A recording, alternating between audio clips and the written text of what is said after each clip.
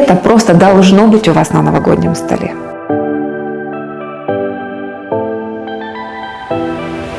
Сегодня рецепт для амбициозных хозяек, которые не прочь удивить своих гостей и сорвать восторженные аплодисменты за столом.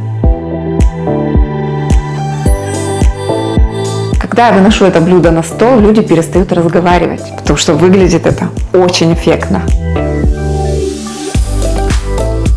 Это закрытый пирог в форме рыбы, невероятно вкусный, и для приготовления не нужны никакие особые навыки.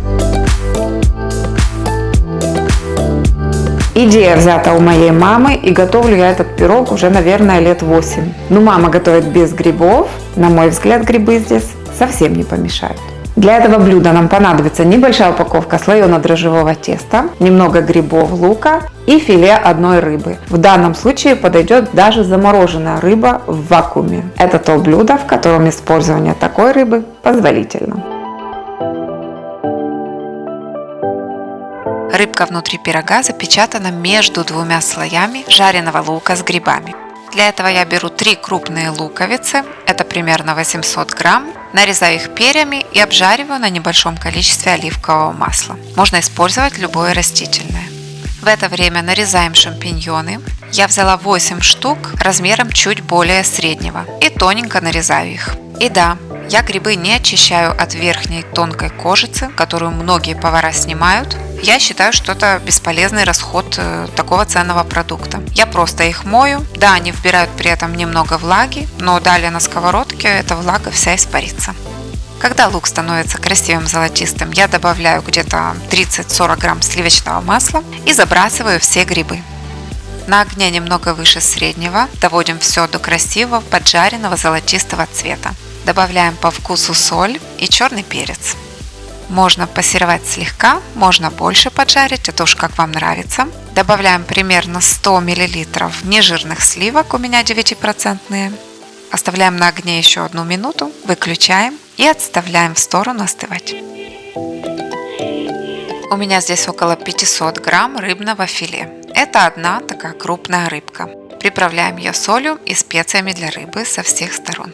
Можно использовать белую рыбу, можно использовать даже лосось, выбрав не очень толстые куски, но обычно я готовлю именно с белой рыбой. И как я уже сказала, можно даже использовать замороженную в вакууме. Разворачиваем слоено-дрожжевое тесто, у меня небольшая упаковка всего лишь на 300 грамм. И посередине выкладываем несколько ломтиков моцареллы. Можно использовать любой сыр, даже плавленый. Можно готовить и вовсе без сыра. Но с сыром это блюдо еще вкуснее. Сверху на сыр выкладываем половину лука с грибами, придавая этому слою силуэт рыбки. Какую форму сейчас придадите этому слою, такой формой и будет ваш пирог. На грибы выкладываем рыбное филе, стараемся попасть по форме рыбы. Если нужно, отрезаем для этого подходящие по форме кусочки, чтобы далее в каждом куске пирога была и рыба, и грибы. Смазываем рыбу 1 чайной ложкой дижонской горчицы и 1 столовой ложкой хорошего майонеза. Обращаю ваше внимание, что я использую сырую рыбу в пирог, а моя мама ее обжаривала. Я не знаю, как сейчас, может, она тоже использует сейчас сырую. Мне кажется, это лишний этап – обжарка, так как рыба очень хорошо в пироге пропекается. Рыбку запечатываем сверху оставшимся луком с грибами и получаем вот такую красоту, которую теперь нужно запечатать в тесто. Перед началом сборки пирога не забудьте включить духовку, так как сборка занимает очень мало времени. Если в вашей упаковке тесто достаточно толстое, то его можно немножечко подкатать, чтобы оно было тоньше. Сразу скажу, что рыба у меня получается большая. На стандартный противень обычной духовки она поместится по диагонали, ну а в моей духовке размещается свободно. Места, где тесто слишком ложится внахлёст, немного подрезаем, эти лоскуточки нам понадобятся. Я шов теста не защипываю, тесто и так склеится. Защипываю только кончик хвоста.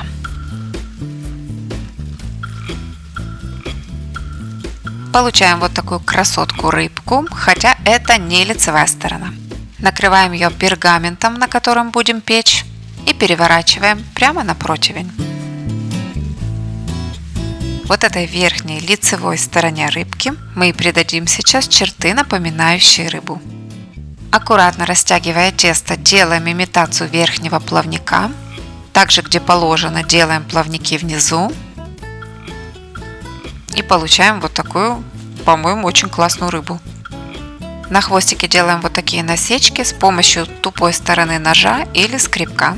Также декорируем и плавники.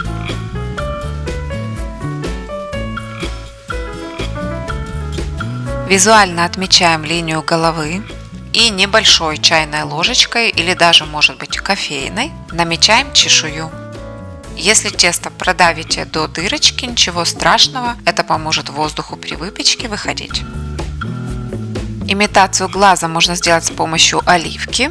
Например, кружочек черной оливки без косточки. У меня были только коричневые оливки. Я отделила от косточки ту часть, которая со впадинкой. Заготовку пирога щедро смазываем желтком с 1 столовой ложкой нежирных сливок, стараясь, чтобы побольше желточки попадало внутрь чешуек. Желток со сливками запекутся и образуют хорошую текстуру, имитацию чешуи. Поскольку плавники нашей заготовки рыбы более тонкие, чем сама рыба, для того, чтобы они в духовке не начали гореть при выпекании, подкладываем лоскуточки обрезанного ранее теста под плавники, приклеивая их яйцом. Ну что ж, хороша рыбка, но это еще не все. Ножницами или тем же скребком делаем надрез, чтобы ротик был приоткрыт. И теперь выделим чешую с помощью кунжута. Ну а если у вас еще найдется темный кунжут или семена черного тмина, то можно отделить линию головы другим цветом и сделать полосочки на хвостике. Может быть, у вас будут какие-то другие варианты окраса этой рыбки. Как и форму рыбы можно сделать абсолютно другую. Можно сделать ее толще, можно хвост сделать более коротким и более расклешенным. Размер рыбы также обусловлен размером вашей духовки. В разогретую до 200 градусов Цельсия духовку отправляем нашу заготовку и сразу же опускаем температуру до 180. Печем на режиме вверх-вниз всего около 50 минут. Ну, смотрите по вашей духовке и по желаемой румяности. Я люблю, когда она прям румяненькая. Последние 15 минут можно включить конвекцию, если таковая имеется.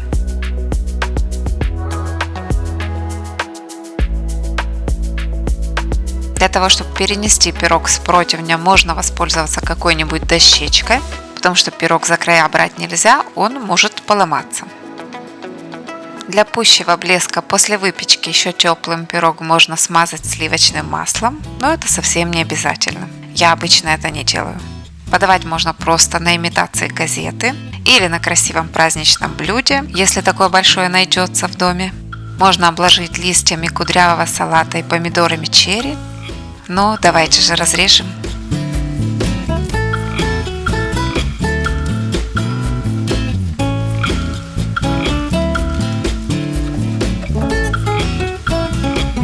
Без ложной скромности я скажу, что это бесподобно. И, кстати, этот рыбный пирог я готовила на прошлый Новый год. Многие из вас наверняка видели это коротенькое видео, где я показывала, что было на столе.